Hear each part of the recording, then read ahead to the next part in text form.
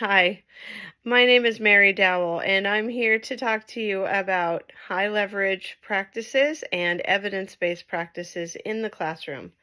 So, first things first, what are these two things? Evidence-based practices focus on instructional strategies and the content that is being taught. So, in other words, EBPs focus on what is being taught in the classroom.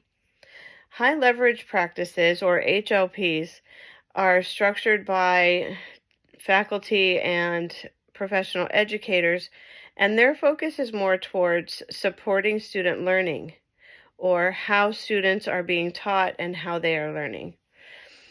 Extensive research has shown that EBPs are effective and they cause less wasted time when finding the correct curriculum to use. And EBPs are more likely to be supported by administration, educators, and families because there is data to back up their effectiveness. And research proves that EBPs are more likely to provide positive student outcomes and be responsive to student needs. HLPs are important because they can be used consistently by educators in the classroom with every student.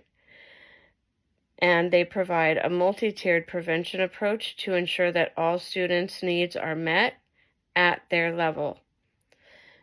And they effectively support content and coursework that are being taught in the classroom. So both HLPs and EBPs have been proven to be effective when used appropriately and have been proven to improve student outcomes.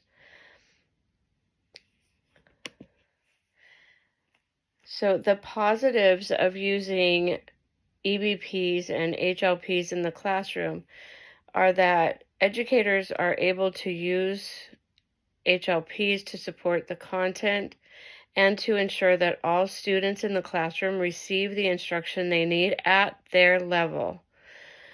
Both EBPs and HLPs increase positive student outcomes when they are used effectively.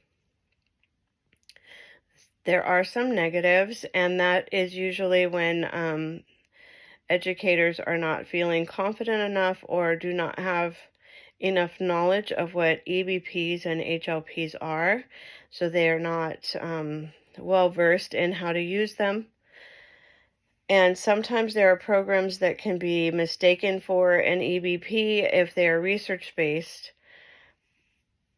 because of the lack of research of done by the educator that is choosing them. So when we are looking at students with high incidence disabilities or ASD during instruction, EBPs and HLPs can support this group of students through the use of differentiated instruction, scaffolding, flexible grouping, learning activities to encourage active student engagement, and guided practice.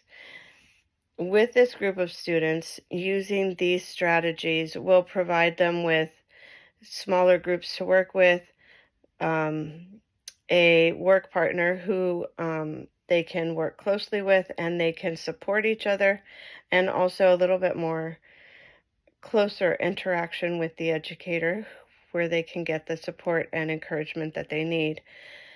In supporting students with low incidence disabilities or ASD during instruction, these strategies can be provided to these students through the use of small group instruction, scaffolding, adaptation of learning tasks and materials to meet their individual needs, explicit instructions, and flexible grouping.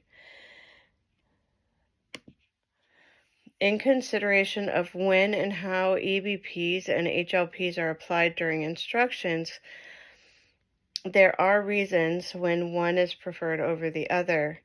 For instance, flexible grouping is a good way to provide small group targeted instruction because within these groups, the use of multisensory instruction and grade level appropriate materials will help keep these students engaged. Explicit instruction to teach all procedures, classroom routines, and expectations will help students master these key elements of the classroom structure.